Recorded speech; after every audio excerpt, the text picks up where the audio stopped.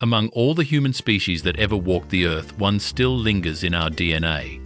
They were not mythical giants or savage beasts. They were real, flesh, bone, and soul. Their story is not buried in fossils or forgotten caves. It's written inside us in the microscopic code that shapes our bodies and our minds. These were the Neanderthals, our long-lost human relatives who once ruled the cold, harsh landscapes of Ice Age Europe and Asia. For centuries, we've painted them as slow, primitive, and doomed. We called them cavemen, as if they were a step behind us in the grand race of evolution. But new science tells a very different story. The Neanderthals were not our mistakes, they were our mirror. They were strong, intelligent, creative, and astonishingly adaptable. In a world filled with danger, where mammoths roamed and winters froze the land solid, they built tools, hunted giants, cared for their wounded, and even created art. What made them so different? Or maybe the real question is, what made them so much like us? Their bodies were built like tanks, their lungs larger, their bones denser, their muscles more powerful than any modern human could imagine. Yet behind that power was something deeper, a mind that dreamed, a heart that endured, and a spirit that refused to surrender. Today, traces of their DNA still live within billions of us, whispering stories of survival, of strength, and of connection. They are not gone. They are part of us, reminding humanity of what it once took to endure. By the end of this story, you might look at your own reflection and see a trace of them staring back. If you were to stand face to face with a Neanderthal, you might not notice much at first. The eyes, the posture, even the way they breathed, all human. But then you'd feel it, the quiet weight of power radiating from them. Neanderthals were shorter than us on average, yet they carried a density that modern humans simply don't have. Their bones were nearly twice as thick, their frames heavier by about 20%. Every inch of their bodies was built for raw physical survival. Their shoulders were broad, their chests deep, their arms massive. Their bones didn't just hold muscle, they anchored it. Imagine a body designed not for running marathons, but for grappling mammoths and pulling down beasts that could crush a modern man with a single step. When scientists reconstructed their anatomy, the numbers were staggering. A Neanderthal male with no modern training could likely bench press around 200 kilograms. A female around 160. Those are elite-level records by today's standards, achieved not in gyms but in the frozen wilderness. Their strength wasn't a luxury. It was a necessity. Life demanded it. They hunted at close range, often hurling heavy wooden spears into rhinos, wild horses, or woolly mammoths, then charging in to finish the job. Every hunt was a risk, a dance of muscle and instinct against claws and tusks. In that world, hesitation meant death. Power was survival, and their bodies evolved to deliver it flawlessly. But what's even more impressive is that this strength wasn't just brute force. It was endurance-controlled precision. Their thick arms and compact torsos helped them absorb shock, their wide hips stabilized movement, and their dense bones protected them when impact came hard and fast. They weren't gym-built warriors or fantasy titans. They were human beings shaped by a merciless world, their bodies sculpted by the demands of ice, hunger, and danger. Every scar, every fiber of muscle told a story of persistence. They weren't monsters. They were survivors. Strength alone was never enough for the Neanderthals.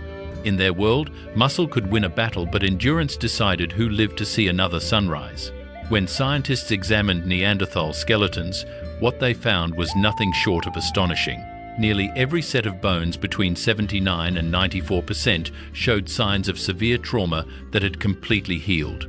Fractures crushed ribs, shattered skulls, and even amputations had mended over time.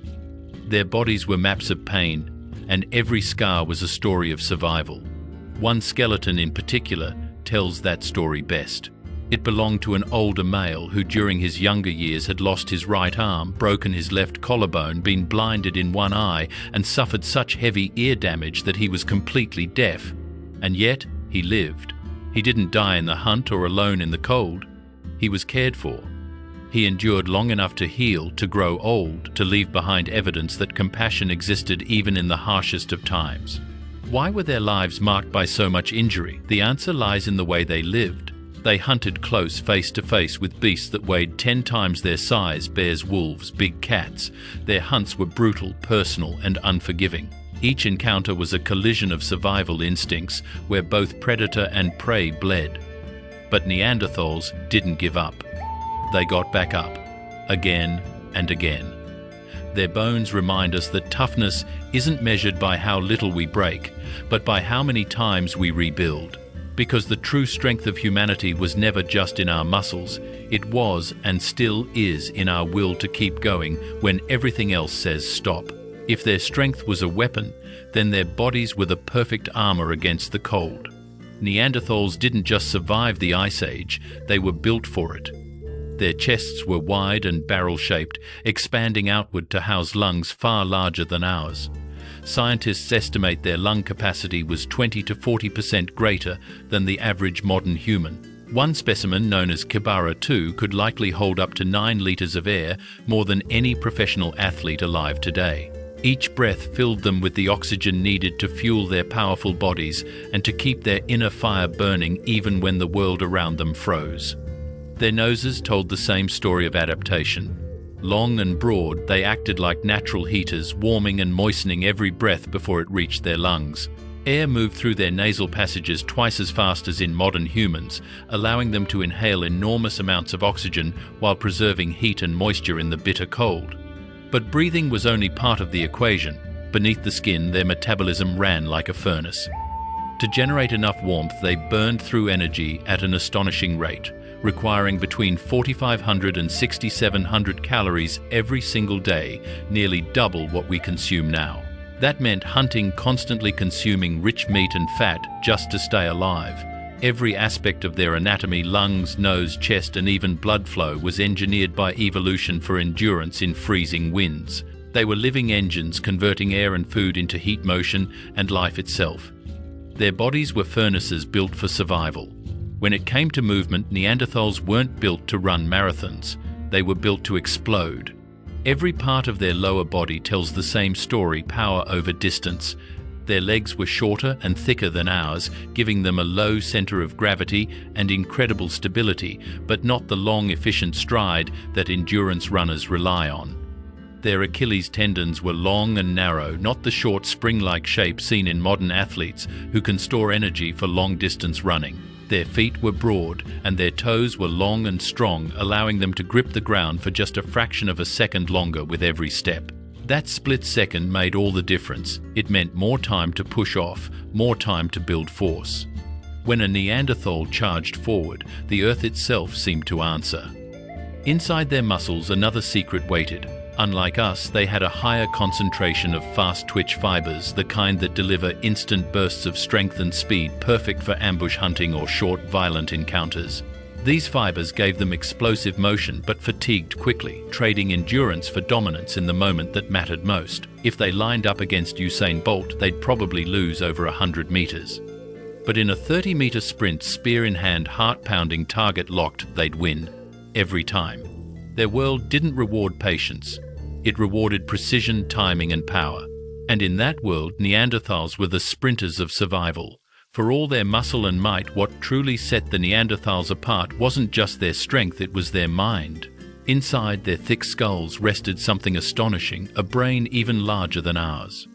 The average Neanderthal male had a cranial capacity of about 1,640 cubic centimeters, roughly 30% greater than the modern human brain. The females averaged around 1,460. Sheer size doesn't equal intelligence, but it does tell us something powerful: they were thinkers. Their brains were shaped differently, more rounded at the back, emphasizing vision and spatial awareness. Their eye sockets were 15% larger, suggesting sharper eyesight and possibly even better night vision than ours. In the dim glow of Ice Age fires, they could have seen the world in ways we can barely imagine through shadows, motion, and detail lost to us. Their large occipital lobes handled that visual world, while other regions managed movement, memory, and social interaction. But the Neanderthals were not just efficient hunters, they were expressive beings. Evidence now shows they created art long before we gave them credit. In a cave in Spain, archaeologists discovered a stone painted with a single red dot, deliberately placed on a shape resembling a human face. That tiny mark may not seem like much, but it's proof of symbolic thought, the spark of imagination. And imagination didn't end there. In Germany, researchers uncovered a site that might be described as one of the first fat factories in human history. Neanderthals were breaking animal bones, heating them carefully to extract the rich marrow and store it for later, a sophisticated method of food preservation that speaks to foresight and planning. Even across different regions, their habits weren't the same. Groups found in Israel processed food and bones differently than those in Europe. That means Neanderthals had cultural diversity, unique traditions, perhaps even regional flavors in how they lived and ate. They weren't a single primitive tribe, they were a species with variety, creativity, and local identity. And within all this, one truth becomes clear: they cared. They tended to their injured, buried their dead, and perhaps shared stories by the fire. They didn't just fight the cold, they created warmth through connection and culture. Behind their heavy brows and powerful hands lived emotion, curiosity, and meaning, the very traits that define what it means to be human. Though they vanished 40,000 years ago, the Neanderthals never truly left us. Their story didn't end in extinction, it continued inside us. Today, almost every person outside of Africa carries between 1 and 2% of Neanderthal DNA. Those ancient fragments still shape who we are in quiet, invisible ways. Some of their genes became gifts. They strengthened our immune systems, helped us adapt to colder climates, and even improved how our skin and hair respond to sunlight. These were traits forged in the freezing winds of Ice Age Europe, where survival demanded every biological advantage. But not all of their legacy is kind. Other Neanderthal genes have been linked to allergies, type 2, diabetes, nicotine addiction, and sensitivity to light. The same code that once kept them alive in the cold now stirs in us, sometimes as strength, sometimes as weakness. Genetic studies reveal that our ancestors met and mingled with Neanderthals several times between 45 and 50,000 years ago.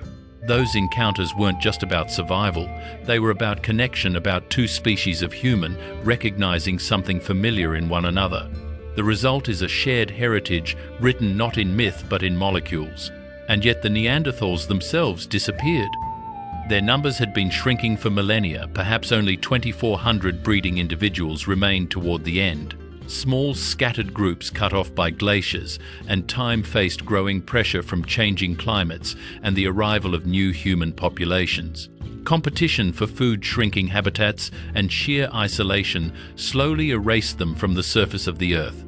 But they didn't vanish because they were weak. They vanished because even the strongest cannot fight time and change forever. And maybe their final gift wasn't their power or their tools, it was resilience itself. A quiet endurance passed down through generations, hidden in our DNA, reminding us that every breath we take is part of a much older story. So, what remains of the Neanderthals? Not just bones or tools or fragments of DNA. What remains is a reflection of who we once were and who we still are. Their story is one of strength, intelligence, and deep humanity. They fought the cold, mastered the hunt, created art, cared for one another, and endured a world that demanded everything they had. Through them, we see the raw blueprint of our own nature, the will to adapt, the courage to imagine, and the instinct to protect. The line between them and us was never a wall, it was a bridge. We didn't just inherit their genes, we inherited their drive, their creativity, their defiance against impossible odds. In every heartbeat, in every spark of curiosity that pushes us to explore the unknown, their legacy still breathes. We are not just descendants of survival, we are descendants of wonder. And that wonder calls us to remember where we came from, to honor the earth that shaped us, to protect the life that shares it, and to continue the story they began. So next time you look into the mirror, remember this: you carry echoes of the last giants of humanity. Their fire still burns within you.